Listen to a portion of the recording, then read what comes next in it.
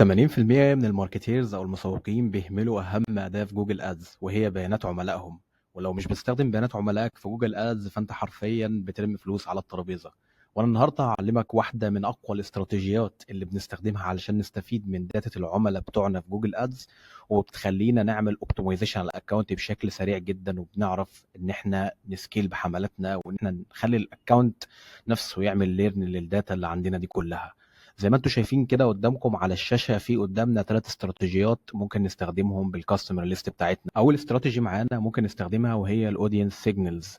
اللي منكم جرب يشغل كامبين بيرفورمانس ماكس أكيد عدى على حاجة زي كده. الأودينس سيجنالز هي إن جوجل بتقول لك اديني داتا للعملاء بتوعك اللي أنت عاوزني أروح لناس شبههم، أو إن أنا أعمل منهم ليرنينج علشان أروح لناس شبههم بشكل أسرع وأجيب لك ناس حرفيا جاهزة تشتري المنتج بتاعك أو السيرفيس بتاعك. تاني حاجة ممكن نعملها وهي الاكسكلوشن، ودي تاني استراتيجي معانا نقدر نستخدمها بالكاستمر ليست.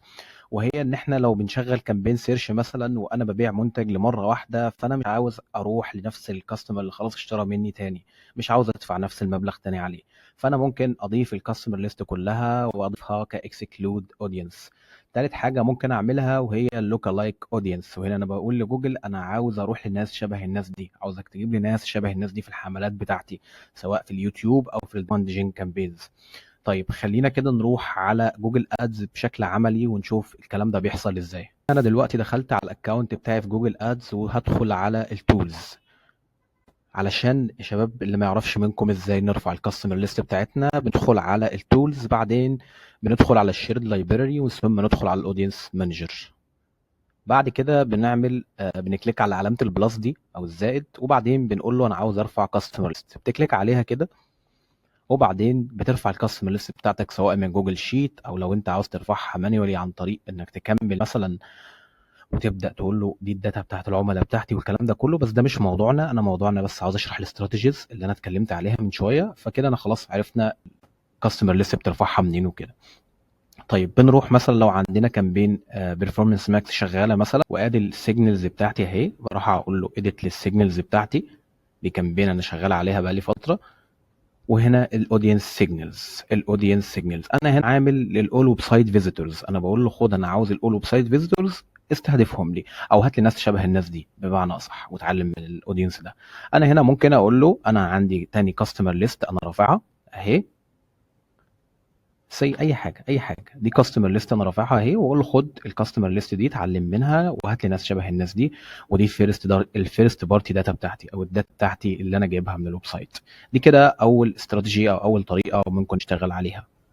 طيب وتاني حاجه معانا وهي الاكسكلوشن. مثلا دي كامبين سيرش، بقدر اروح على الاودينس وبروح على الاودينس من هنا، وباجي تحت خالص على الايديت اكسكلوشن او الايديت اكسكلود بالشكل ده كده الكامبين، وبقول له انا عاوز استبعد الناس دي تماما، مش عاوز اظهر لها، وبدوس سيف وخلاص كده انا عملت اكسكلود للاودينس ده بالمره ومش هظهر له تاني في الاد.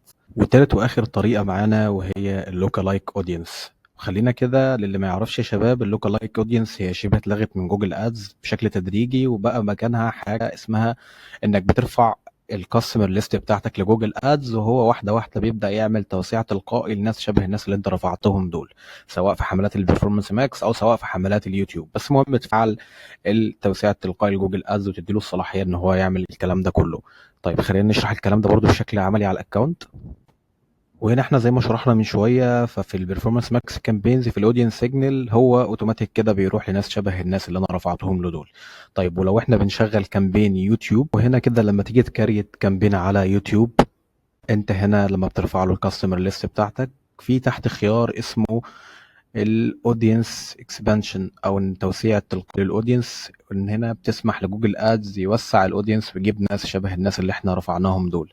اهو الخيار يا شباب، هنا انت من خلاله بتقدر توسع وتخلي جوجل تديله الصلاحيه ان هو يوسع الاودينس ويبدا يجيب ناس شبه الناس اللي انت رفعتهم له دول. وبكده انا شرحت لك ازاي تستفيد من الكاستمر ليست بتاعتك. لو استفدت منها فشير البوست ده او شير الفيديو ده لعل غيرك يستفيد منه. شكرا لكم.